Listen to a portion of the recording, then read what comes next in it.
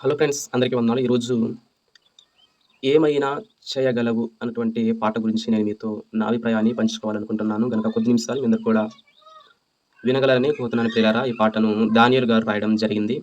యేసయ్యా యేసయ్యా నీకే నీకే సాధ్యము. అయితే ఈ పాట ఎంత బాగా వైరల్ అయిందంటే ప్రియులారా, చాలా అంటే చాలా బాగా వైరల్ అయిపోయిందండి. చిన్న పిల్లలు మొదలుకొని వృద్ధుల వరకు కూడా ఈ పాటను పాడుతూ ఉన్నారు ప్రియులారా.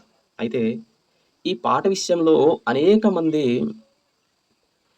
ఈ పాట వాక్యానుసారంగా లేదని, ఈ పాట బాగోలేదని అనేక మంది సోషల్ మీడియాలో చేసినటువంటి వీడియోస్ మనం చూస్తూనే ఉన్నాం ప్రియులారా. అయితే నిజంగా ఈ పాట మాత్రం నిజంగా చాలా బావుందండి. చాలా ఆత్మీయంగా చాలా బావుంది ప్రియులారా. అయితే ఈ పాటను మనం ఆత్మీయంగా ఆలోచిస్తేనే ఈ పాట మనకు అర్థమవుతుంది తప్ప, మనం శారీరకంగా ఈ పాటను ఆలోచిస్తే మనకు అర్థం కాదు ప్రియులారా. నిజంగా మన దేవుడు ఏమైనా చేయగలడు. దేవునికి సమస్తము సాధ్యం ప్రియులారా.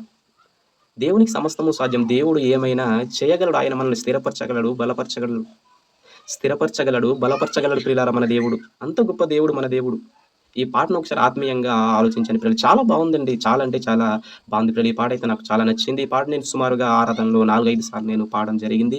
అలా మామూలు టైంలో కూడా నేను ఎక్కువగా పాడుతూ ఉంటాను. ఎందుకంటే ఈ పాట చాలా బావుంది గనక నేను ఆరాధనలోను, అలానే మామూలు టైంలోను నేను ఈ పాటను పాడుతూ ఉంటాను. ఈ పాటైతే నాకు చాలా ఇష్టం గనక ఈ పాటను రాసినటువంటి దానియేలు గారిని దేవుడు ఇంకా దీవించాలని నేనైతే కోరుతున్నాను.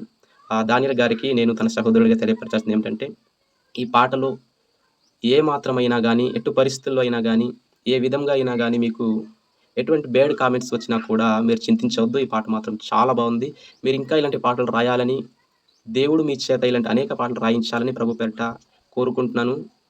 ఏమైనా చేయగలవు, కథ మొత్తం మార్చగలవు.